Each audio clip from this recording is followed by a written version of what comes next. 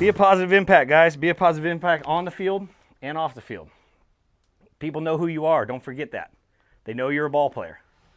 The girls know you're ball players, right? At the parties, the gyms, walking around campus.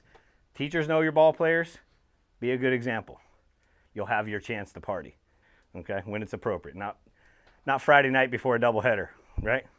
I want you to always think about this. If you can lead with your heart, if you can lead with a passion, a desire to get yourself better every single day, you're out there doing a workout on Saturday.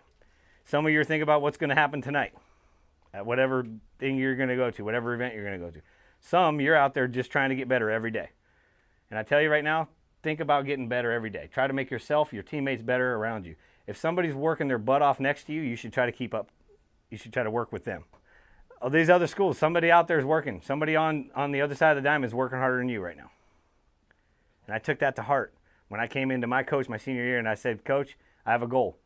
We had a goal worksheet. I'm going to pass that to Coach, and he might use it, he might not. But it was the best thing I ever did was set goals. I set a goal and I said, I'm going to be the GSAC Player of the Year. And he looked at me, he's kind of a passive little fella, and he's like, well, Derek, that's a pretty steep goal. I don't know. I mean, you had a good year last year. You were all conference, but Player of the Year, that's a whole nother level. I said, yeah, I know, Coach. I totally agree, but that's what my goal is. So, put the season together. We had a hell of a year. I was GSAC Player of the Year that year. I was not only GSAC Player of the Year, I was Western Region Player of the Year, and I was NAIA Honorable Mention, all team.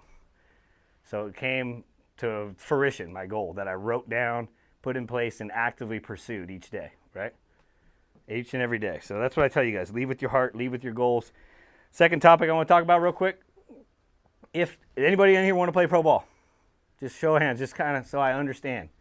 Awesome. More than half the room. I love it. I hope you do, because it was so fun. So fun. So exciting to be able to get into a uniform and kids have your bobblehead, kids have your jersey on, kids are asking for your autograph. I mean, are you kidding me? You know, you walk out of the tunnel and you stop for 10 minutes just to sign autographs, and you're making $800 a month in the minor leagues, but they think you're a rock star. And that is so important, dude. It's so cool. And if you think you can play, you're halfway there. If you think you can't play, you're also halfway there. So I want you to know something. You're coming from a small school. You're not sitting at USC. You're not sitting at Bama. You're not sitting at Texas A&M. I understand that. I wasn't either, right? You're sitting at Concordia, a nice little program coming up in the D2 ranks, right? You're going to be a bigger program now that you're getting into D2. You got to stand out. You got to do something different. Number one thing you got to do is never give up on that dream. If you think you want to play pro ball, go get it. There is a lot of ways into pro ball nowadays. So I want to talk about a day that was pretty rough for me. So imagine this, guys. You and your buddy's been supporting you your whole life, and he's not a ball player, but he's just been a big fan of yours. You're sitting on a cooler with a case of beer, watching the draft, waiting to get a call. I'm getting called by 8, 9, 10 different scouts telling me I ain't going to make it past the 30th round. I'm like, awesome. You know, day one goes by, 1 through 25. I'm like, okay, I knew I wasn't going to be in day one. Now, day two, get to the 30th round. Nothing.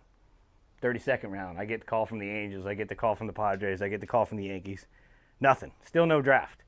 38, 39, 40, 41, all the way to 50. Patterson goes undrafted. And I'm like, what the hell? You know, I'm pissed. Calling coaches, calling everybody, going, what happened? Slipped through the draft, ended up signing free agent.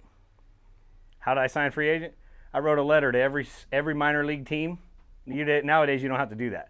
Nowadays, you can send your video out and everybody sees it, right? We don't have that. We didn't have that back then.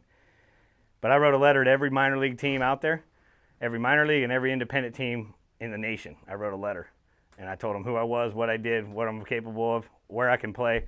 If you need me at second base, cool. If you need me at shortstop, cool. If you need me at third base, you need me to play right field, you need me to be the ball boy, let me know. One team said, you know what, second baseman just got hurt. Can you come up to San Francisco?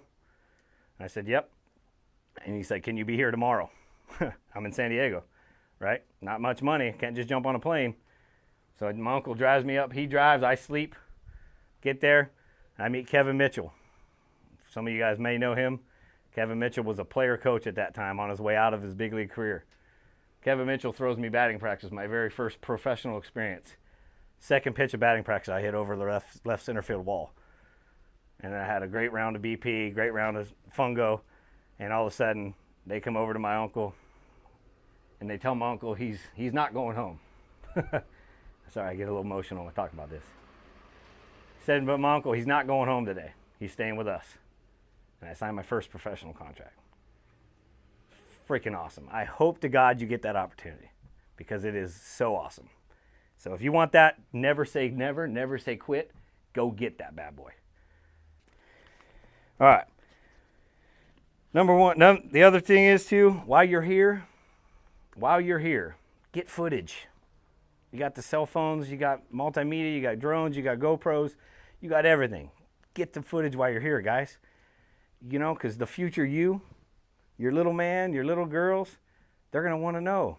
They're going to want to see you. They see all the stuff on the wall, you know, but they don't know. They don't see nothing. They're too young. My kids are 8 and 3. They know I played baseball, but they don't really understand it, right? They don't get it. They're going to see this. They're going to say, why is Daddy talking to all these guys? You know, what's this all about, right? But when you guys have kids, if that's your goal, hopefully you wait. So if that's your goal, awesome. But take some footage, get some stuff for you so that you can share it down the road because it will be relevant, I promise you.